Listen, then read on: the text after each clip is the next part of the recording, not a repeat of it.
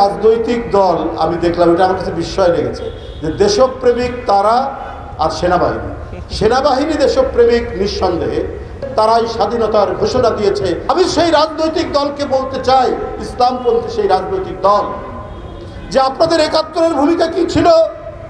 আপনারা কোন সেক্টরে যুদ্ধ করেছেন? বাংলাদেশে কেউ দেশপ্রেমিক নেই, শুধু একটি রাজনৈতিক দল দেশপ্রেমিক। এই ধরনের বিভ্রান্তির আপনারা তৈরি করলে মানুষ হাসবে। গণতান্ত্রিক শক্তির আন্দোলনের পটভূমিতেই জুলাই এবং আগস্টে ছাত্র জনতারা নেমে এসেছে। শেখ হাসিনা পালিয়ে যেতে বাধ্য হয়েছে। এখন আমরা খবরের কাগজে দেখতে পাচ্ছি যে জুলাই আগস্টের হত্যার বিচার ১ বছরের মধ্যে সম্পন্ন হবে। আমাদের অন্তর্বর্তীকালীন সরকার, ডক্টর ইউনূস সাহেবের সরকার, ডক্টর ইউনূসের প্রতি আমাদের প্রত্যেকেরই শ্রদ্ধা আছে, কিন্তু এই সরকার তো সর্বজনীন সমস্ত গণতান্ত্রিক রাজনৈতিক দলের পক্ষের সরকার। শুধু জুলাই আগস্টে যারা মারা গিয়েছেন বা অত্যাচারিত হয়েছেন, শুধু তাদের সেই সব হত্যাকাণ্ড, সেই সব অপরাধের বিচার হবে? ইলিয়াস আলীর বিচার হবে না? চৌধুরী আলমের বিচার হবে না? 15.5 বছর যারা ক্রস ফায়ারের শিকার হয়েছেন তাদের বিচার করবেন না? যারা এই ক্রস ফায়ার দিয়েছে, যারা শীতলক্ষা নদীতে আপনার 7টি লাশ ভাসিয়ে দিয়েছে, সেই সমস্ত দুর্বৃত্ত র্যাবের অফিসারদের বিচার হবে না?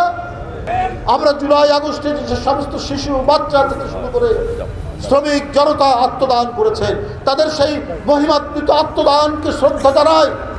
তাদের যেমন বিচার হতে হবে, ঠিক তেমনি 15.5 বছর গণতন্ত্রকে উদ্ধারের জন্য যারা অকাতরে জীবন দিয়েছেন, যারা নিরুদ্দেশ হয়ে গিয়েছেন, তাদের কেন বিচার হবে? বসুন্ধরা টিস্যুতে ছাড়ের ছড়াছড়ি। বসুন্ধরা টিস্যু নিয়ে এলো নিশ্চিত ছাড়। তাদের তো বিচার হওয়া উচিত। স্বাধীনতার ঘোষক শহীদ জিয়ার কথা বলা হয়েছে, কিন্তু মুক্তিযুদ্ধের যে স্বাধীনতার ঘোষণা থেকে মুক্তিযুদ্ধে এখানে একটা অধ্যায় রাখা হলো না কেন? এখানে তো জিয়াউর রহমান তো শুধু স্বাধীনতার ঘোষণা দিয়েই ক্ষান্ত হননি, সাথে সাথে পাকিস্তানিদের বিরুদ্ধে লড়াই করেছেন এবং পাকিস্তানি কর্নেল জানজুয়াকে হত্যা করে সেখানে একটি যুদ্ধ হয়েছে, সেই যুদ্ধের নেতৃত্ব দিয়েছে। তাহলে তো এর সাথে একটা ইতিহাস জড়িত আছে।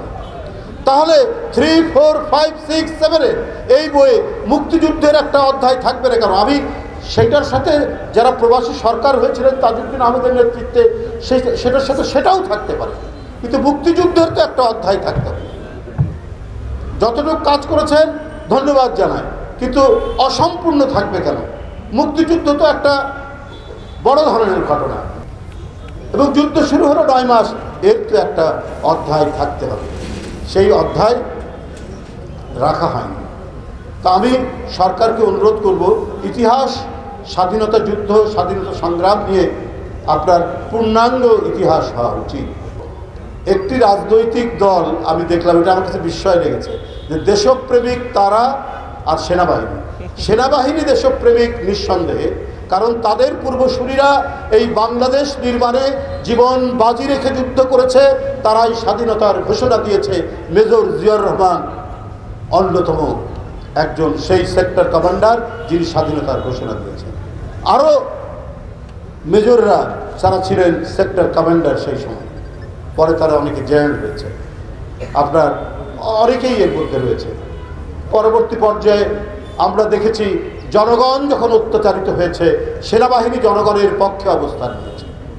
এমনকি 24-এর যে গণ অভ্যুত্থান, সেখানেও একটি উজ্জ্বল ভূমিকা রেখেছে। আমি সেই রাজনৈতিক দলকে বলতে চাই, ইসলামপন্থী সেই রাজনৈতিক দল, যে আপনাদের ৭১-এর ভূমিকা কি ছিল? আপনারা কোন সেক্টরে যুদ্ধ করেছেন? আপনারা কোন সেক্টর কমান্ডারের আন্ডারে যুদ্ধ করেছেন? বাংলাদেশে কেউ দেশপ্রেমিক নেই, শুধু একটি রাজনৈতিক দল দেশপ্রেমিক। এই ধরনের বিভ্রান্তির আপনারা তৈরি করলে মানুষ হাসবে। মানুষ হাসি ছাড়া আর কিছু দেবে না।